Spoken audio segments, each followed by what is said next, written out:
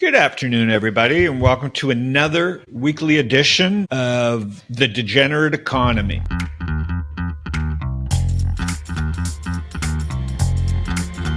Today I'm going to start with my index. No big changes. It's been choppy for the last month or so. Google still remains my number one position. I think they continue to gain credibility across search, AI, and media with YouTube. Apple continues to act very well. And you can see the rest of my ideas. It's been just a lot of not new highs, but volatility. So I'm not really doing much in the portfolio. I've got about, about 10, 12%, 14% in cash. I feel like prices need to come in for me to put more money to work. Okay, let's go to some stories this week about the degenerate economy.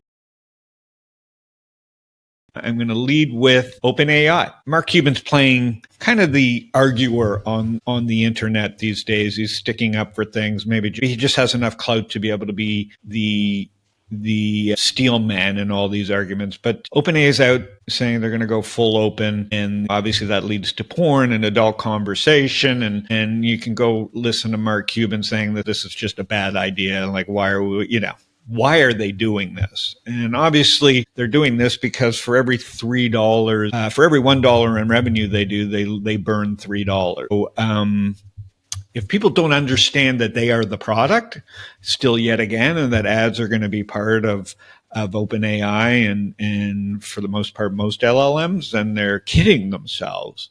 Which is also why Claude's moving so fast, growing, because they're more used in finance and code and not going to be reliant on 90% of the population using it and having to charge ads. So this is what I call lazy degenerate economy, meaning that, of course, porn works on the internet. It's worked at every stage of media. And so here we are. They're saying the stuff out loud. And as I said, you got to pay them compute bills, right? The bills have to get paid at some point. So really important development in the degenerate economy, because now you got Mark Cuban out there questioning things. And of course, millions of people are questioning OpenAI, but we need people that can get in there and stand in these social media networks and put up with all the fury to do that. So it's an interesting development this week.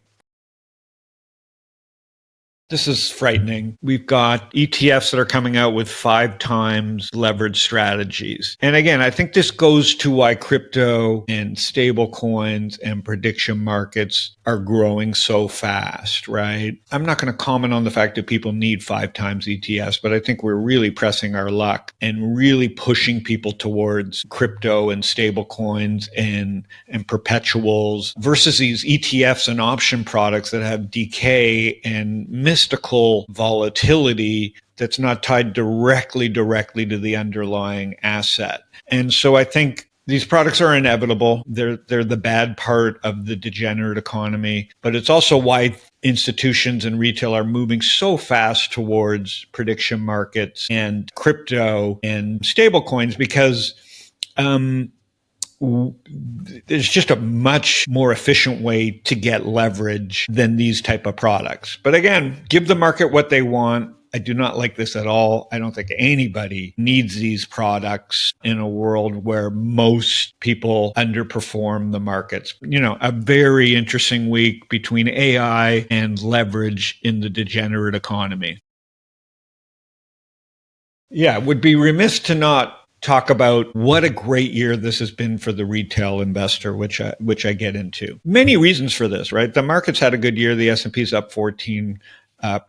But I think this year we've seen retail really kind of get its groove on by experimenting, right?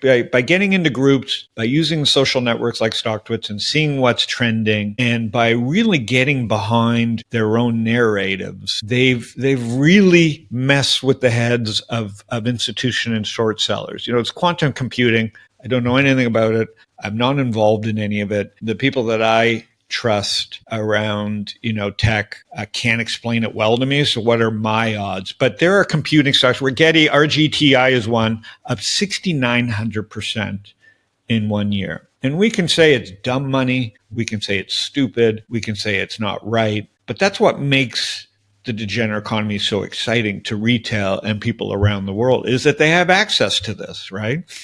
They don't need 5 times leveraged ETFs to do 20, 30%. They can go build a story, build a narrative, get behind something that even institutions aren't behind, and use their networks and get behind things that are going to move. And I think what's most interesting about retail this year is they're doing it in unindexed, right? So this has been one of the greatest years, couldn't have predicted it, but it's been one of the greatest years for retailers because they're getting behind stocks that are uninvolved in indexes. And for at least a decade, and maybe the odd quarter here and there, everybody's been trading the same 7 to 10 stocks because it's worked. But as we can see this year, there's just between a space and quantum computing and marijuana and nuclear and gold, there are so many things that are not indexed that are having explosive years. So again, this is a good part of the degenerate economy, is it creates just a wider group of things where money is flowing and attention is flowing. And so we break out of these silos of how we think the world works. And this is happening in the venture capital world. This is happening on Wall Street. Money's flowing in much more unique directions. And it's exciting. That's it for this week in the degenerate economy. We'll see everybody next week.